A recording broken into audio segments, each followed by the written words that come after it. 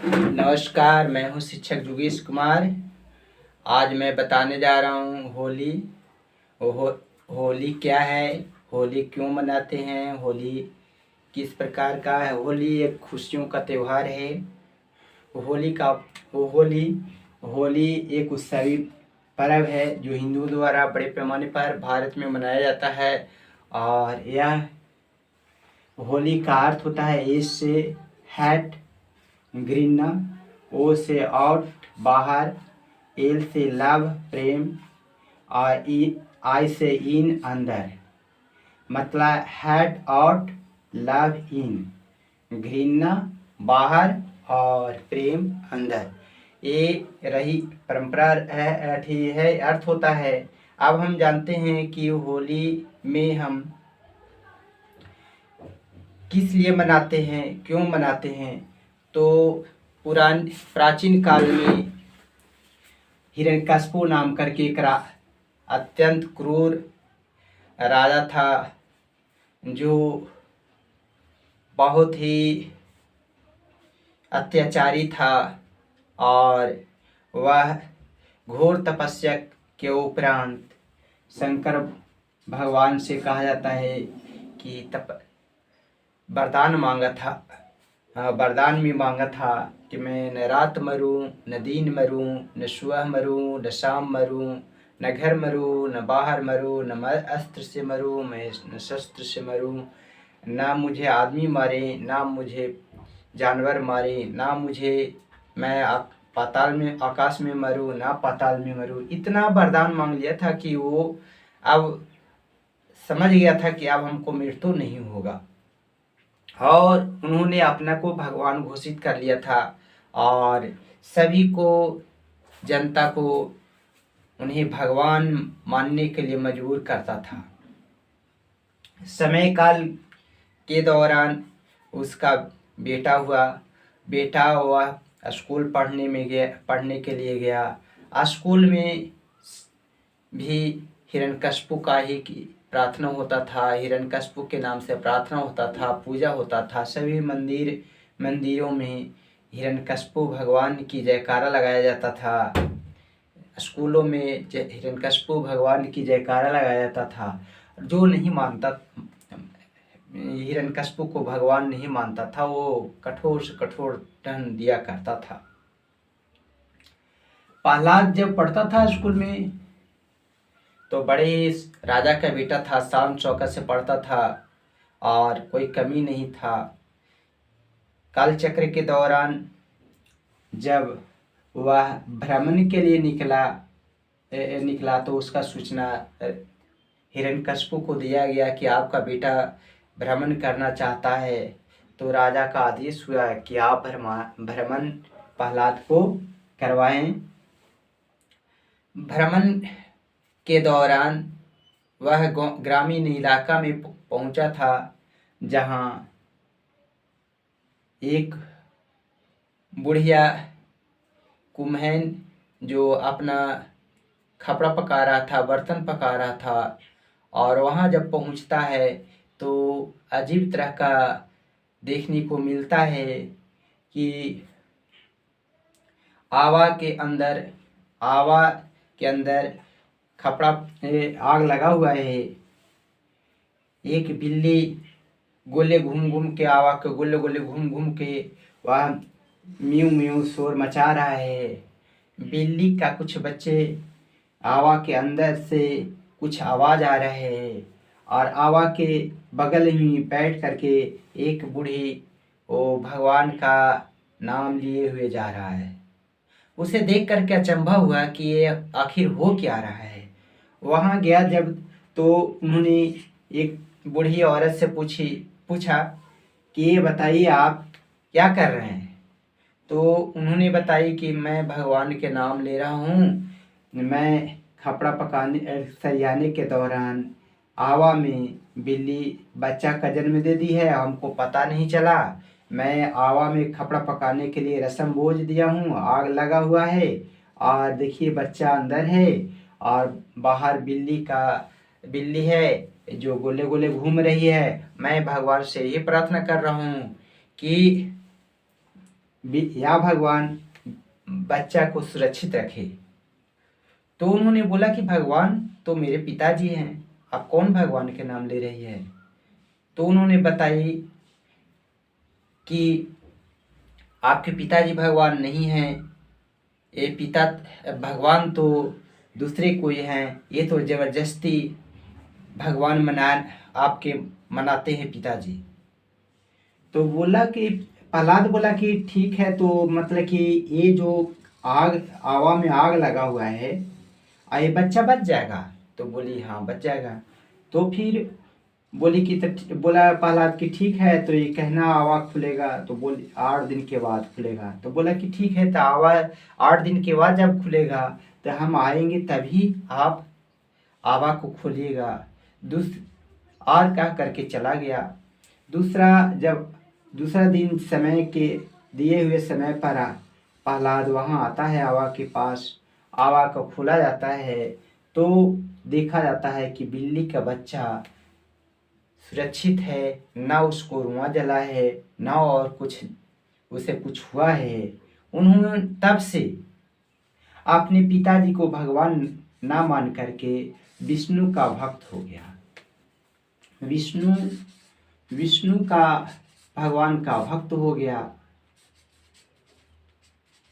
भगवान का भक्त हो गया। और उस दिन से अपने भगवान को नाम लेता था, पूजा करता था और दूसरे को भी प्रेरित करता था। स्कूल में प्रार्थना काल में जब होता था तो प्रहलाद लाइन में नहीं खड़ा होता था और बच्चे को भी कहता था कि हमारे पिताजी भगवान नहीं हैं, तुम भगवान तो दूसरा कोई है, आप वहाँ लाइन में नहीं जाए।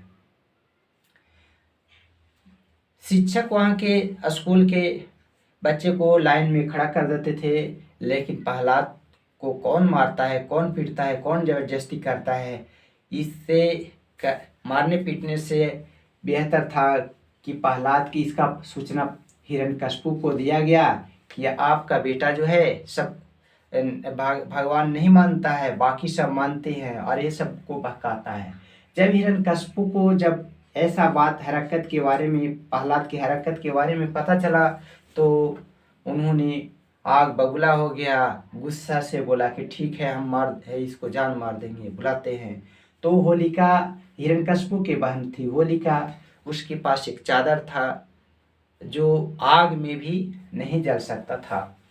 और उन्होंने होलिका बोली कि ठीक है, आप किस लिए अपने पुत्र को मारिएगा, हमारे पास एक चादर है, उसको गोदी लेकर लकड़ी इकट्ठा किया जाए और इकट्ठा करके हम गोदी आग लगा दिया जाएगा और उसमें हम बैठ जाएंगे चादर ओढ़ करके, पहला जल जाएगा, हम बच जाएंगे। लेकिन हुआ उल्टा, लकड़ी जमा किया गया, लकड़ी का ढेर लगाया गया, लकड़ी के ढेर में आग लगा दिया गया। होलिका चादर ओढ़ करके प्रहलाद के गोदी लेकर के जबरदस्ती वो आग में जा कर के बैठ गया। काल चक्र के दौरान ऐसा घटना हुआ कि होलिका के जो चादर था वो घर करके प्रहलाद ढक गया और होलिका जल गई, प्रहलाद बच गया। इस दरमियान शाम का था, होलिका दहन हुआ, होलिका जल गई और वो प्रहलाद बच गया। सुबह जब हुआ, हिरण्यकशिपु गुस्सा में और हो गया। एक तो प्रहलाद को मारना चाहता था, वो नहीं मरा, दूसरा उसका बहन होलिका जल गई। तो और गुस्सा हुआ, प्रहलाद के बुलाया कि बोला कि तुम्हारा भगवान कहाँ है।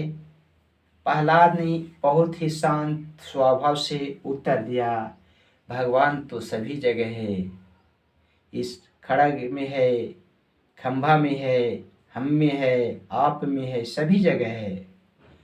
तो हिरण्यकशिपु बोला कि ठीक है, तो अपना भगवान के बुलाओ, मैं तुम्हें जान मारूंगा, आज देखता हूं तुम्हारा भगवान कैसे बचाता है। जैसे ही मारने के लिए प्रहलाद को चला था कि प्रहलाद जो है विष्णु भगवान को नाम लेकर के हाथ जोड़ करके खड़ा हो जाता है और पंचकर्मा करने लगता है। इसी दरमियान खंभा बहुत आवाज, गड़गड़ का आवाज होता है और खंभा फटता है। उसमें नरसिंह भगवान अवतार होते हैं। विष्णु का एक रूप है जो नरसिंह, नर मने होता है आदमी और सिंह मने होता है जानवर। और नरसिंह भगवान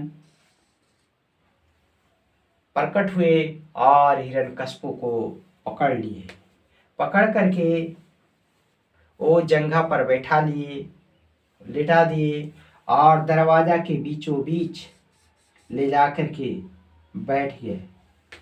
और उन्होंने मिले हुए वरदान सभी को याद करवाया कि बोले कि मैं आपको दरवाजा के बीचे बीच में मारूंगा, ये बताओ तुम घर है कि बाहर है।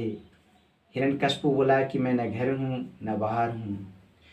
फिर बोले नरसिंह भगवान कि ये बताओ कि तुम्हारा वरदान था मैं ना आकाश में मरूं ना पाताल में मरूं, आप आकाश में हैं कि पाताल में हैं। हिरण्यकश्यप बोलता है कि मैं ना आकाश में हूँ ना पाताल में हूँ, मैं आपके गोद में हूँ। फिर नरसिंह भगवान पूछते हैं कि ये बताओ मैं तुम्हें मारूंगा, मैं नर हूँ कि जानवर हूँ, आदमी हूँ या जानवर हूँ। उन्होंने बोलता है कि मैं न आपने जानवर हैं और ना आदमी हैं। फिर नरसिंह भगवान बोलते हैं कि आपका वरदान था कि मैं अस्त्र से न मरूं न शस्त्र से मरूं, मैं आपको नाखून से मारूंगा, अपने नाखून से मारूंगा। ये बताइए ये अस्त्र है कि शस्त्र है। तो हिरण्यकश्यप ने बोला न ये अस्त्र है और न ये शस्त्र है। फिर बोलते हैं शाम का समय था, जब आधा सूरज डूब चुका होता है, उस समय का समय था। उन्होंने पूछे कि आपका वो जो वरदान था कि मैं सुबह मरूं न शाम मरूं, आप बताइए सुबह है कि शाम। तो उन्होंने बोलता है न सुबह है और न शाम, जिसको गदावीर भी बोला जाता है। फिर बोलते हैं कि ये बताइए कि रात है कि दिन। तो उन्होंने बोलता है न रात है और न दिन। इसी इतना करके जो वरदान मिला था उसका पुष्टि करने के बाद नरसिंह भगवान ने हिरण्यकश्यप को वध कर डाला। जब किया गया तो बहुत ही अत्याचारी हिरण्यकश्यप था। उससे बहुत लोग खुश हुए कि अब हम आज़ाद हो गए, अब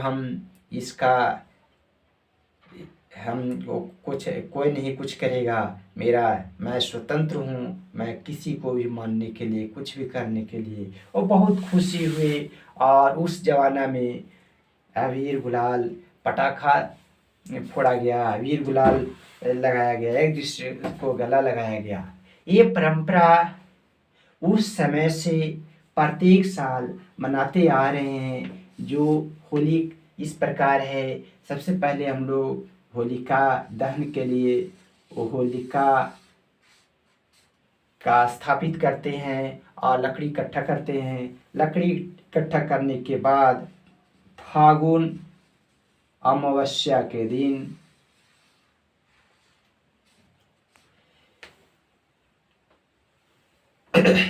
फागुन पूर्णिमा के दिन होलिका दहन किया जाता है।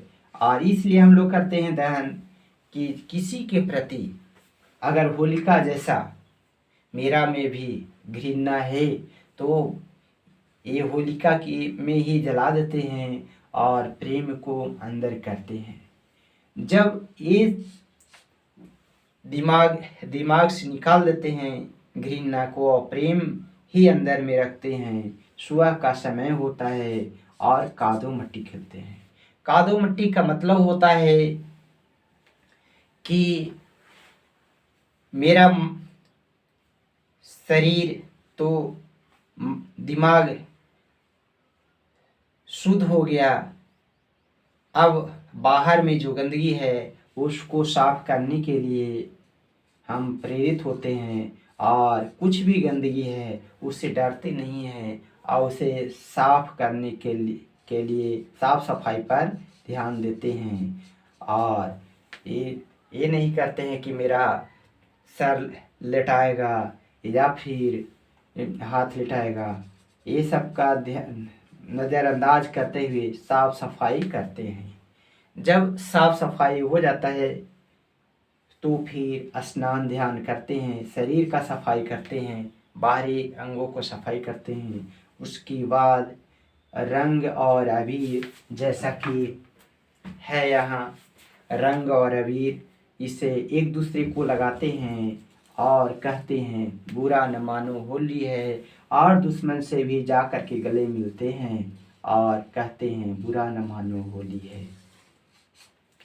इस प्रकार प्रत्येक साल होली